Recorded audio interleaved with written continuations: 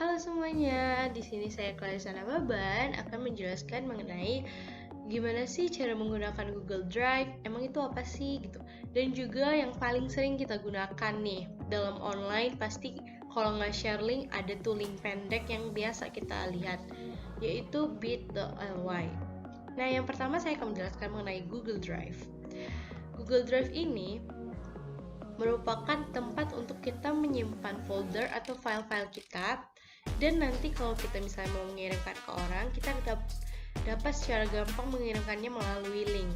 Namun jika kita mengirimkan suatu link, nah yang terbuka hanya akan link itu, folder itu saja. Untuk folder yang lainnya itu tetap aman.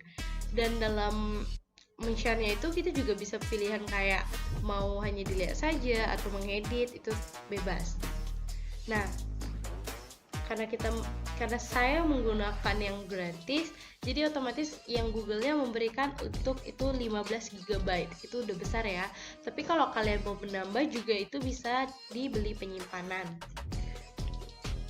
Nah, yang pertama saya akan menjelaskan itu gimana cara menguploadnya. Di sini saya akan mengupload, yang pertama upload filenya dulu. Contohnya saya menggunakan file sebagai berikut. Nih, saya mengupload yang ini, upload Applikom Ica.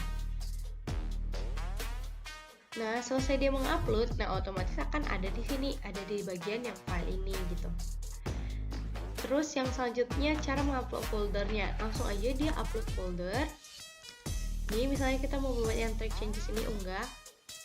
Kalau kita mengupload folder, jadi langsung satu folder itu terupload seperti ini. Nah, langsung semua yang ada dalam folder itu akan terupload. Nah, emang kalau buat folder hanya bisa kita mengupload? Oh tidak, kita bisa menambah folder yang baru.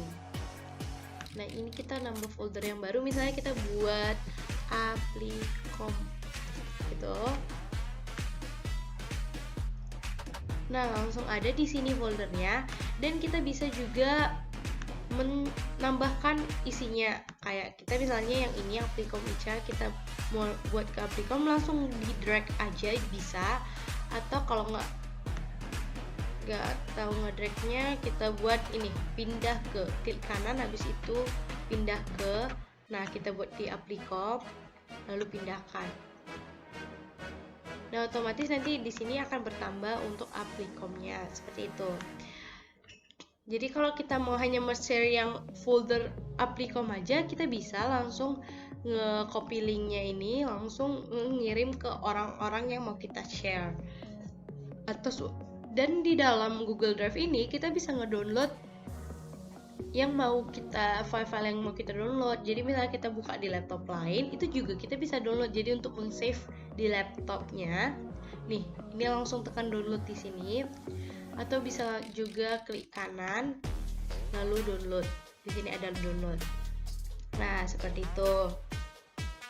Di sini juga ada yang dapatkan link yang bisa dibagikan, atau bagikan langsung langsung kita mengetik akun-akun orang yang ingin kita bagikan gitu.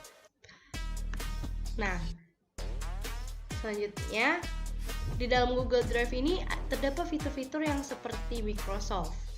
Jadi ini ada Google Dokumen, itu sama kayak Word, Google Spreadsheet itu sama dengan kayak Excel, dan Google Slide itu sama kayak PowerPoint. Saya akan menambahkan yang satu lagi, itu Google Formulir.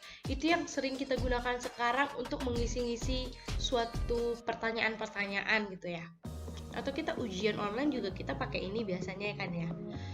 Nah, yang pertama itu ada Google Dokumen. Kita langsung buka aja Google Dokumen. Nah, Google ini itu sifatnya online. Jadi kalau kita mengeditnya, kita membuatnya, itu otomatis akan tersave di drive kita. Jadi misalnya ini kita buat dulu Applikom Docs.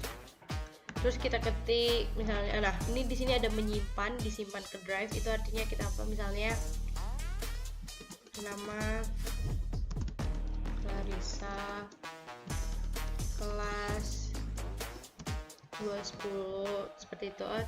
Ini fitur-fiturnya juga sama dengan Word, itu ada font font size, ada fontnya, jenis fontnya, ada sama. Yang membedakannya itu kita bisa membagikannya langsung pakai link tadi, sama dengan yang kayak kita membagikan file, pakai link atau ini tambahkan orang, dan juga ada pilihan seperti ini. Nah, ini hanya bisa dilihat aja atau diberi komentar atau bisa diedit juga. Kita lihat di sini, dia otomatis akan menampilkan tadi kita buat Applicom Docs. Kita refresh dulu, mungkin dia tidak terapa. Bisa kita lihat di sini ada Applicom Docs nih, langsung Applicom Docs yang dimana itu di sini. Kalau kita buka isinya juga sama aja nih. Nah, magic.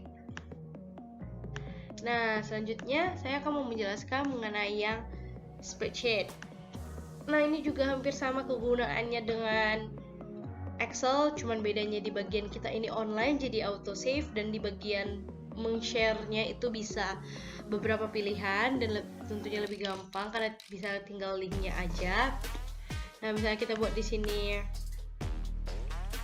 Applicom sheet, terus di sini nama, di sini kelas. Nah, kita lihat kalau di nih langsung muncul dia Applicom sheet-nya. Nah, seperti itu.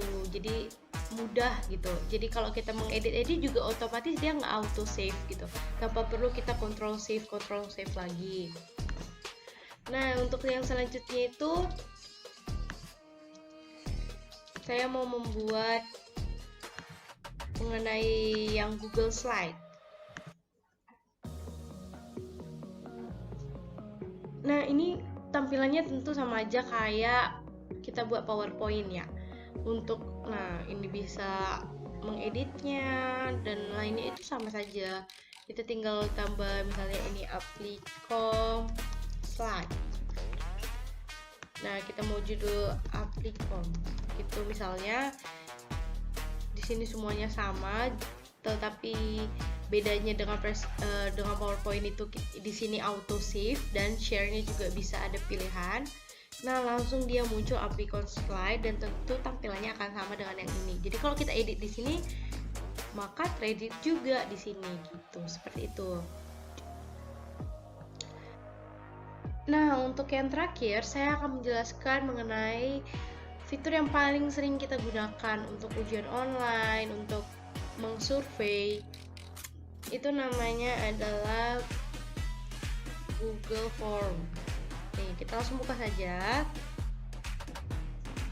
Tampilannya seperti ini. Di sini ada pertanyaan, di sini ada respon. Di respon ini kita bisa melihat siapa aja yang udah ngerespon.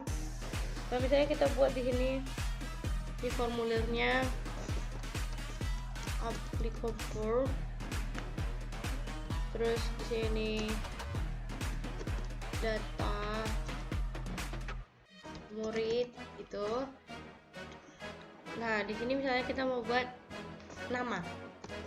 Dalam nama ini kita hanya bisa jawaban singkat. Karena kan tidak perlu panjang-panjang kalau nama. Kalau kita mau buat wajib isi, kita tinggal tekan wajib isi. Kalau kita mau ngeduplicate, tinggal duplicate. Kalau mau hapus, tinggal hapus. Kita nambahkan lagi. Kalau wajib di sini diisi itu artinya kalau kita belum mengisi form ini atau bagian ini, yang bagian wajib diisi itu belum diisi, itu kita tidak bisa mensubmitnya gitu. Kita tambahkan, lalu kita buat ini kelas.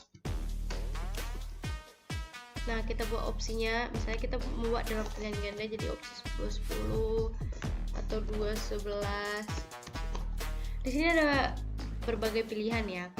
Ini ada jawaban singkat. Terus di sini ada paragraf, pilihan ganda, kotak centang, drop down, upload file yang biasa pas ujian. Nah, di sini ada sekali linier, isi pilihan ganda nih sampai tanggal. Nah, untuk selanjutnya misalnya saya mau buat mengenai pendapat. Bagaimana pendapat mengenai COVID-19. Nah, seperti ini. Kita tinggal buat itu ke dalam bentuk paragraf, jadi dia bisa panjang jawabannya.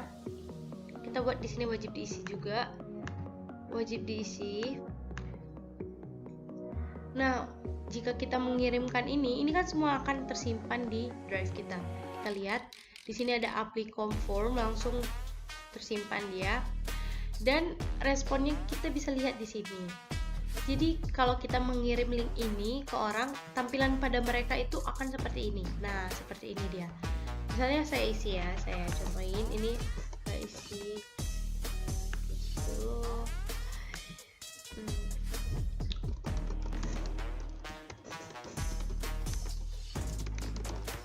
Nah, seperti ini kita kirim.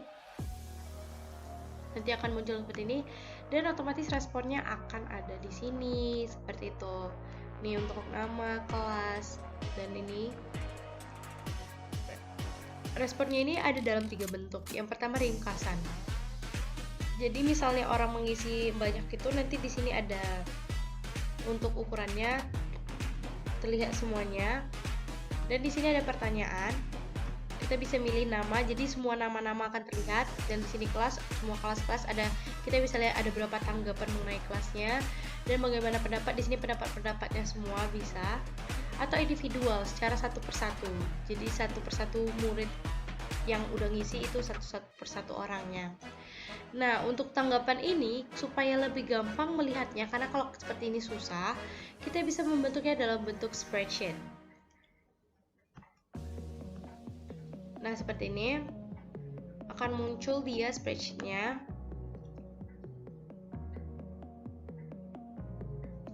Nah, seperti ini. Jadi di sini ada tanggal dan jam kita membuat responnya. Di sini nanti kalau misalnya banyak yang isi, langsung akan terisi semuanya.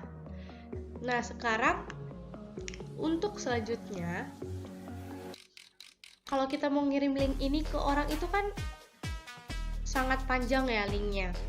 Nah, gimana sih cara buat dia supaya pendek dan bisa diingat orang gitu loh?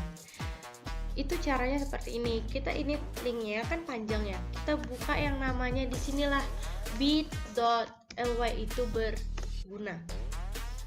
Nah, kita buka aja langsung bit.ly.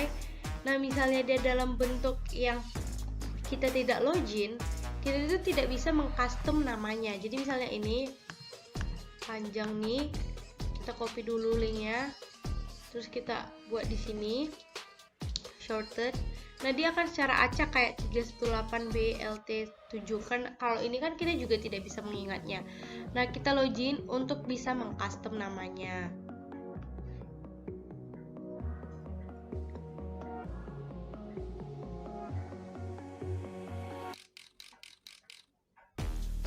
Nah, di sini langsung aja create. Kita paste untuk yang linknya ini, link formnya. Nah, dia otomatis akan meng-create ke yang lebih kecil. Namun di sini kan tetap acak, tapi kita bisa menggantinya langsung. Misalnya kita mau ganti ke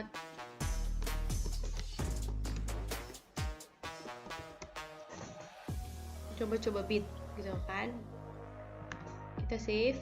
Nah, kalau dia misalnya udah pernah dicoba orang, itu akan buat itu taken. Misalnya kita buat